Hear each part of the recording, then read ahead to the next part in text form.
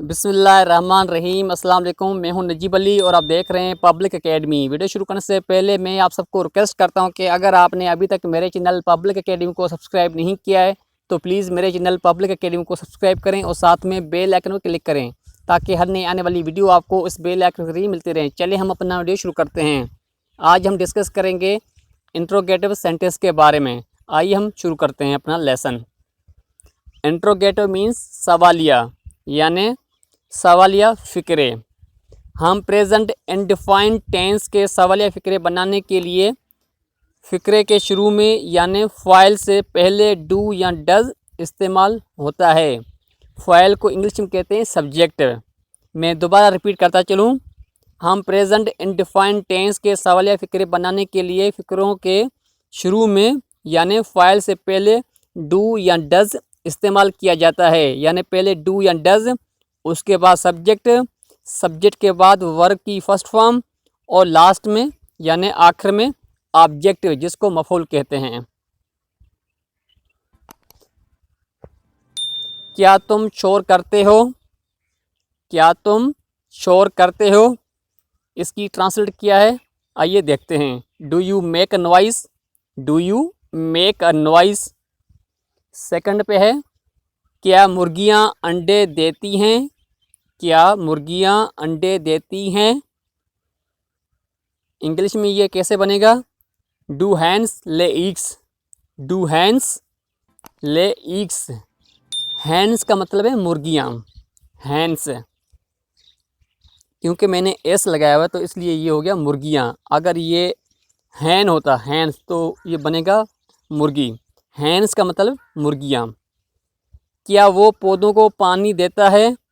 Does he water the plants? क्या अली पतंग उड़ाता है?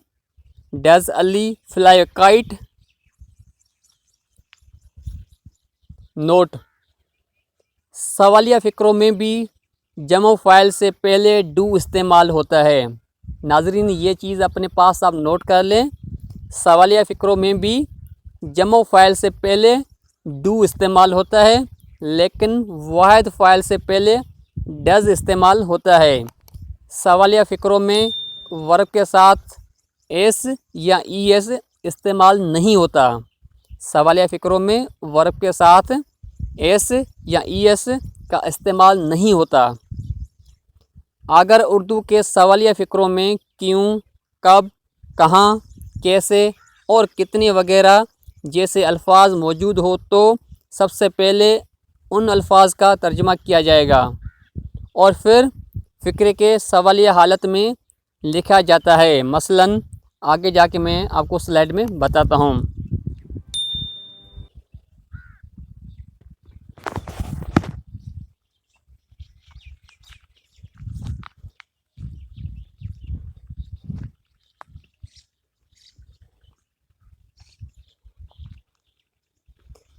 जिस तरह यहाँ पे लिखा हुआ है मैंने, वो क्यों रोती है?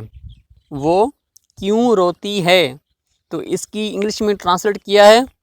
पहले हमने जो क्यों है इसको हम लिखेंगे why does she weep. Why does she weep. तुम कहाँ रहते हो? Where do you live. Ali कब खेलता है? अली कब खेलता है? When does Ali play. When does Ali play. Nazreen, मैं हूं नजीब अली और आप देख रहे थे पब्लिक एकेडमी। मैं उम्मीद करता हूं कि आपको ये वीडियो पसंद आई होगी। अगर आपने अभी तक मेरे चैनल पब्लिक एकेडमी को सब्सक्राइब नहीं किया है तो प्लीज़ मेरे चैनल पब्लिक एकेडमी को सब्सक्राइब करें और साथ में बेल आइकन पर क्लिक करें ताकि हर नए आने वाली वीडियो आपको इस बेल आइकन पर ही मिलती रहें। और आखिर में वीडियो को लाइक करें, अपने दोस्तों के साथ शेयर करें, कमेंट में अपनी राय लाजमी दीजिएगा। Thanks for watching this video. Keep watching public academy.